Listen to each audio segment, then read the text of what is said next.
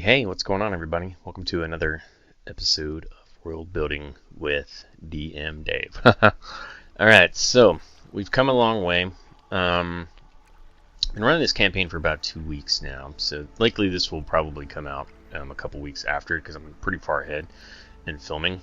But the last we left off with our main Wednesday campaign, which is kind of becoming the main campaign, is that they made it to here so far. So they've gone through our Morlock caverns and ended up clearing out most of them, and then they're about to head south into it. There's still going to be some traps here to slow them down, and I've got some rubble here that I haven't really identified much, and then the rust monster room and stuff like that. But what I need to do now is I need to figure out what to do if they're going to keep going south. Okay, so I'm very much an advocate for only make what you need. So I haven't, other than putting together the map for there, I haven't really done anything else. Just put together the map. Mostly, if they ended up going there, I could probably like BS some random encounters and stuff. But yeah, so we've got to figure out what's here. This is going to be the exit through which they come, right here. So I need to figure that stuff out. And I think we've got. I kind of know where that goes, and I didn't put any tokens there yet, so I'm going to have to put that. I think I've got about 21 different areas here through which they can explore. So with a big place like this, I'm not exactly sure what I want to do. I think might do, I'll probably do some random rolls, because when I get like 20 locations or so, I don't really want to overthink it unless I have a really clear idea of what I want to do, or it's like a certain storyline. Like this is just exploration, so I want to make it kind of random, especially a big place like this. Also, random tables are going to be really important with this because it's such a big area where dark vision is going to play like a huge role. So if you don't remember, like we dropped a token in here, they are not going to be able to see a whole lot, even with low light vision. They can only see up to they can only see 12 feet or 12 squares ahead. So this is what it looks like. Or maybe not. Vision limited. Limited field of vision. I see what I did wrong. So if we give them 60 with dimming effect, and the dimming effect is one that looks really cool. I think that's better for dark vision. You can see, like, other than like the burning pyre over here, they're really not gonna be able to see anything. So it's gonna be really like a scary, like alone in the dark kind of thing. And I'm gonna give this place like 100-foot high ceilings too. So it's basically the whole mountain is above them at that point, and like. You can't even see like the ceiling unless you have extended dark vision, like if you're a drow or something like that. So it's gonna be pretty cool. All right, let's take a look at what Dyson says about this place. If you remember, this is one of Dyson's DMDaves maps, and he's got some notes here and there about stuff. I don't remember him saying a whole lot about it, but I figured we'd take a look and see, and that can help us with the planning stage.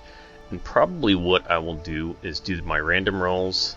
And I might actually contact the patrons to see, like what kind of ideas they have for prompts. I like to give one-word prompts to patrons because it helps me think a little bit more and comes up with some kind of creative puzzles for myself to solve. All right, so this is Lost River Cave West. Here's what we'll say about this, and I'll kind of comment as we go. So this is an early map that he made here, and this is what it ended up looking like. And here's the finish. So unlike the eastern map, this shows distinct signs of sentient social life. So we've got the little pyramid there. Step temple, group of silent, fully robed, face-covered humanoid monks. Okay, so we know we've got that. They gather bodies of the dead and bring them back to their temple. That's weird. Oh, which is funny. On my Saturday campaign, someone died coming down the waterfall on the big side. So, that's perfect. Let's see. They've got a fountain where they collect waters of the poison drunk. So they got a cool waters. The monks are secretly ghouls. buildings in the north edge of the map are the furthest south structures of the faction that inhabit the tunnels north. So those are the Grimlocks. But he doesn't really give anything like for the rest of it. So we're pretty wide open. I'm thinking mostly like wild. I mean, it's even though there's sentient life there, the monks don't really mess with anything. And I always have it so like dead or like animals and insects don't really care about undead creatures because they don't function the same.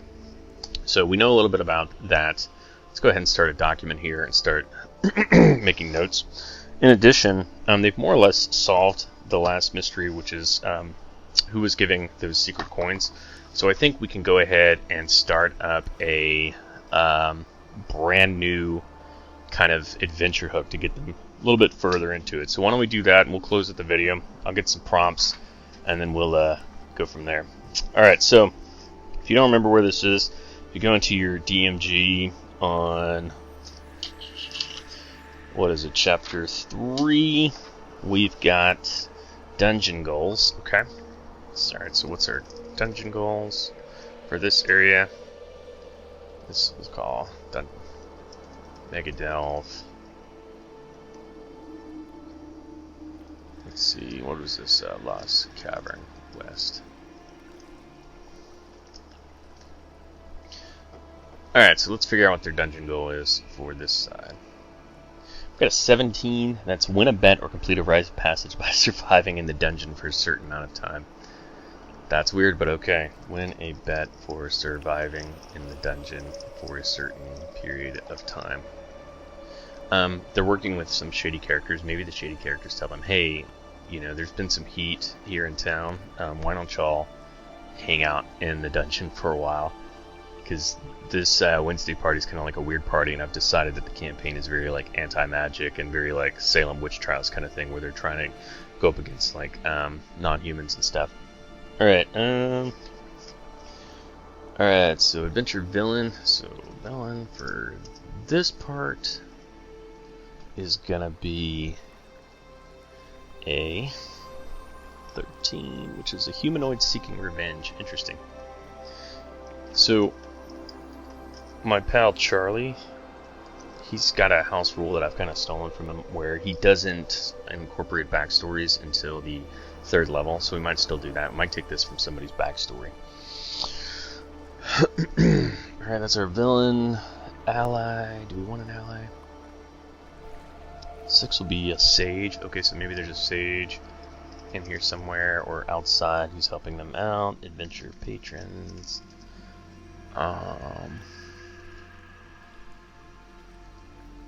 Adventure patron. Patron, remember, is the person who kind of puts them on there. Retired adventurer.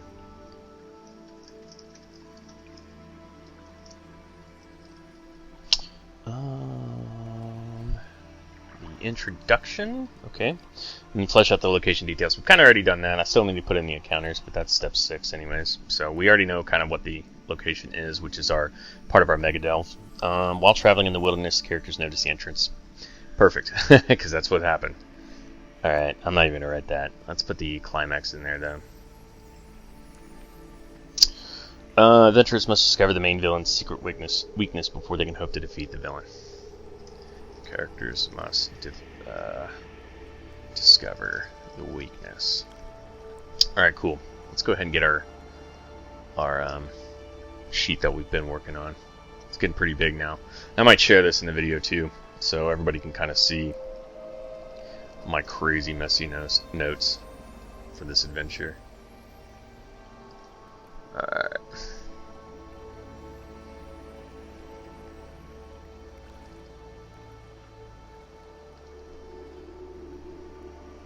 Okay. Lost River Cavern West. Make sure I don't have it. Alrighty. I've got so many of these now. So many of these now. I need to start color coding them so I know what's what. Maybe I just need different spreadsheets.